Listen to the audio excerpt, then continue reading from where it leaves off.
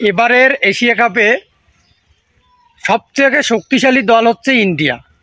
ইন্ডিয়ার পরে যদি কোনো শক্তিশালী দল থাকে সেটা হচ্ছে বাংলাদেশ। কারণ পাকিস্তানের খেলা দেখছি, শ্রীলঙ্কার খেলা দেখছি, আফগানিস্তানের খেলা দেখছি, কিন্তু পাকিস্তান, শ্রীলঙ্কা এবং আফগানিস্তানের থেকে অন্তত এইবারের এশিয়া কাপে বাংলাদেশেরই খেলার মান ভালো।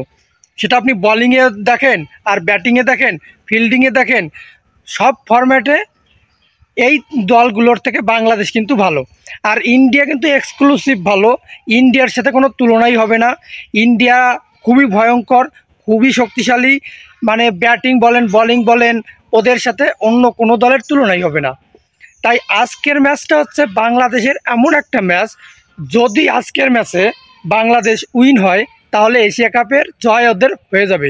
ফাইনালে হারুক জিতুক কোনো ফ্যাক্টই না, আজকের জিত মানে এশিয়া কাপের ফাইনাল বাংলাদেশের জেতা হয়ে যাবে। আর যদি আজকের ম্যাচ হারে তাতেও বাংলাদেশের এশিয়া কাপে টিকে থাকার একটা সুযোগ আছে। পাকিস্তানের সাথে জয় পেলেই বাংলাদেশ কিন্তু ফাইনাল খেলতে পারবে, আবার সেই ইন্ডিয়ার সাথেই মোকাবিলা হবে।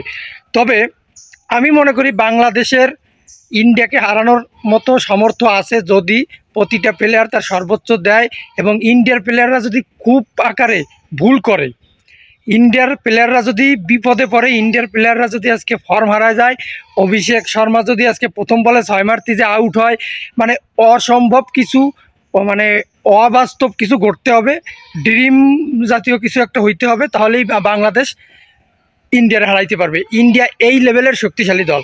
তাই আমি মনে করি আজকে কোনোভাবে যদি ইন্ডিয়ারে বাংলাদেশ হারাইতে পারে তাহলেই বাংলাদেশের ফাইনাল জেতা হয়ে যাবে এবং বাংলাদেশের মানুষ যে খুশি হবে ভাই, এটা ধারণার বাইরে। কারণ ভালো দলের সাথে জেতা আর খারাপ দলের সাথে জেতা এর ভিতর পার্থক্য আছে। ভালো দলের সাথে ভালো খেলে যদি হারও হয় এটাও গর্বের, সম্মানের। আর একটা নর্মাল দল, একটা পচা দলের সাথে যদি জেতাও হয় সেটাও গর্বের না। যেটা ইন্ডিয়ার সাথে আজকে আর না হলেও জিততে না পারি, উইন না হতে পারি, বাঘের মতো লড়াই করতে হবে, তাহলেই আমাদের সার্থকতা হবে। শুভকামনা বাংলাদেশ টিমের জন্য।